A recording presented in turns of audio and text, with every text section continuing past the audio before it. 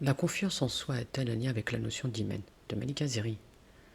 Je me souviens un jour d'avoir parlé à une amie qui m'a dit la confiance en soi a un rapport avec hymen. Je me suis dit quel rapport? L'hymen c'est la foi. Et en étudiant la racine amena, j'ai constaté qu'il y avait l'idée de sécurité dans cette racine. D'ailleurs, Maurice Gloton, dans son encyclopédie, donne différents sens, dont l'idée de sécurité, de sûreté, de confiance, de sauvegarde. El-Momin, selon Maurice Gloton, est celui qui porte la sécurité, qui rassure, qui donne confiance, si on revient à l'étymologie du mot. Nous pouvons voir que le mot El-Momin est souvent traduit par le croyant, alors que le mot a différents potentiels de signification. Lui donner un seul sens lui impute tous les différents sens que l'on retrouve dans la définition du mot. Comprendre le mot dans sa globalité, dans ses différents sens, donne une charge d'imagination importante. On peut créer des connexions neuronales, enrichir son système de croyances. À vrai dire, comprendre le mot MNA de cette manière enrichit nos représentations mentales. En effet, comprendre que le mot est celui qui porte en lui la sécurité, qui rassure, qui donne confiance, n'a pas le même impact que de savoir qu'il porte seulement la croyance. À cet effet, la croyance est-elle le but ou le moyen? Est-elle le catalyseur qui permet de développer la confiance, la sécurité intérieure qui sont nécessaires pour être en évolution? D'ailleurs, comment pourrait-on construire, avancer si on ne porte pas en soi la confiance, la sécurité? La confiance en soi est un sentiment subjectif qui nous dit que nous avons les capacités pour faire telle ou telle chose. On le sent au fond de soi-même lorsqu'on se sent en confiance. D'ailleurs, la confiance en soi est l'antidote de la peur. Elle permet de faire face à l'adversité et de sortir de sa zone de confort plus facilement. La confiance en soi est vitale si on veut avancer. Selon Christophe André, la confiance est le moteur qui permet de passer à l'action. Elle met en mouvement et c'est dans le mouvement qu'on évolue. C'est dans l'action que l'on augmente sa confiance en soi et on découvre qui nous sommes réellement. À ce sujet, le Cher Bentounès, dans son livre La thérapie de l'âme, vient compléter ce sens. Il dit « La foi instaure entre l'être et Dieu un état de confiance, de sécurité. Elle met en lumière l'existence d'un dépôt précieux caché dans le cœur de l'homme. Peut-on déduire que la foi amène à découvrir ce dépôt qui est en nous? Ou qu'elle amène à un état de confiance, de sécurité?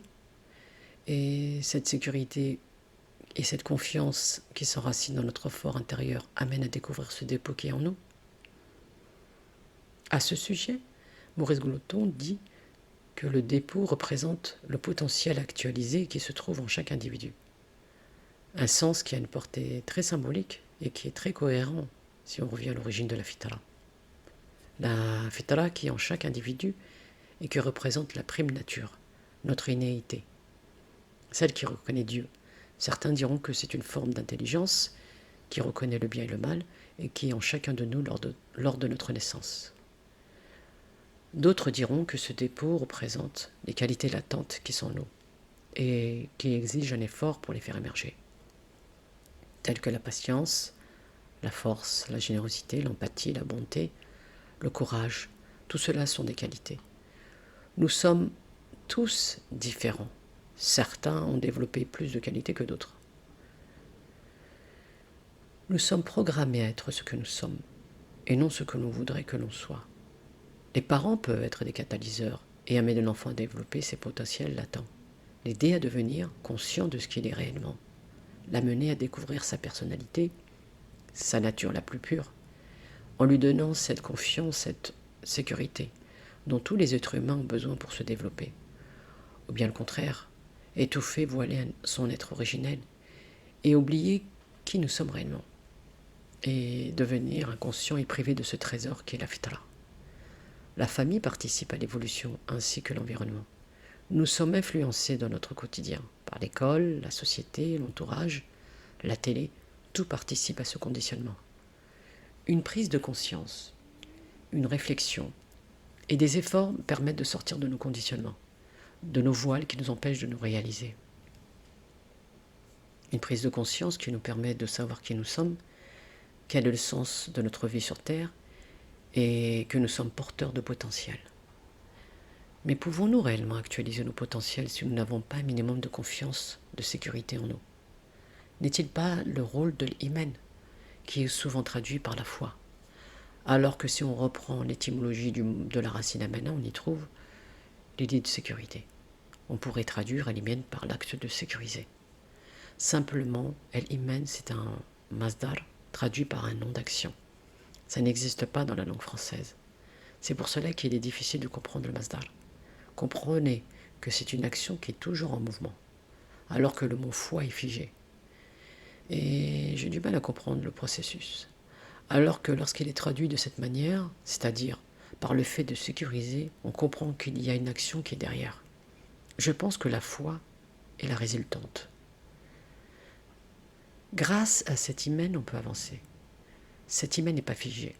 Elle augmente ou elle diminue en fonction de nos actions. Elle est toujours en mouvement à partir du moment où on agit dans le bien.